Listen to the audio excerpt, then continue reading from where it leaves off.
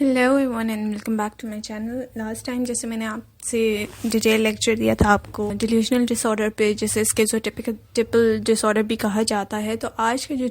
Lecture होगा वो होगा ब्रीफ साइकोटिक डिसऑर्डर पे। The least you can do for me is to subscribe to my channel and do like the video, ताकि मुझे पता चले कि मेरे जो लेक्चर्स हैं, जो मेरी मेहनत है, इट इज़ पेइंग ऑफ। सो अगर हम ब्रीफ साइकोटिक डिसऑर्डर की बात करते हैं तो उसमें डायग्नोस्टिक क्राइटेरिया की अगर हम बात करें तो डायग्नोस्टिक क्राइटेरिया ए जो है वो ये है कि प्रेजेंस ऑफ वन और more of the following symptoms, at least one of these must be there. That is the first three, which is delusion, hallucination and disorganized speech. और जो 4 symptoms हैं वो हैं delusion, hallucination, disorganized speech and grossly disorganized और catatonic behavior. अगर जो symptoms हैं वो culturally relatable हैं या एक कल्चरल नॉर्म है या वो नॉर्मल कंसिडर किए जाते हैं तो उन बिहेवियर्स को हम ब्रीफ साइकोटिक डिसऑर्डर के उसमें नहीं आएंगे। यानी अगर वहाँ पे कुछ डिल्यूजन्स जो हैं वो नॉर्मल, लाइक फॉर एग्जांपल कुछ रिलीजियस ट्रेडिशन है या कोई रिलीजियस त्यौहार है या कोई इवेंट है जिसके अंदर hallucination is a normal thing, तो हम उसको फिर ब्रीफ साइकोटिक डिसऑर्डर के सिम्टम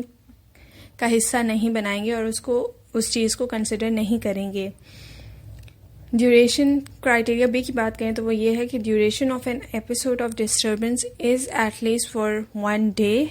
और 1 महीने से ज़्यादा नहीं होना चाहिए। 1 दिन से लेके 1 महीना होना चाहिए या 1 महीने से ज़्यादा नहीं होना चाहिए, क्योंकि अगर 1 महीने से ज़्यादा होगा then it will be in schizotypical disorder.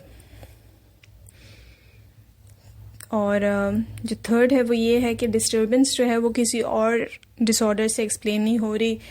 Either it's a mental disorder like for example depressive disorder या बाइपोलर डिसऑर्डर या फिर कोई और न्यूरोलॉजिकल मेडिकल कंडीशन है या सब्सटेंस इंड्यूस्ड है, तो उस मेडिकल कंडीशन या मेंटल कंडीशन या सब्सटेंस इंड्यूस कंडीशन जो होगी उससे ये इसका कोई लेना देना नहीं होगा।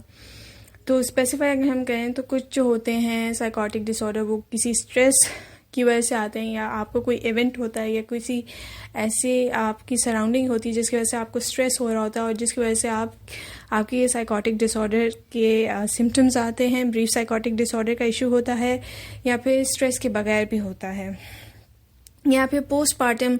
ऑनसेट पे होता है या फिर डिलीवरी प्रेगनेंसी के दौरान हो सकता है या फिर प्रेगनेंसी के बाद जो 4 वीक्स आते हैं पोस्टपार्टम डिलीवरी के बाद,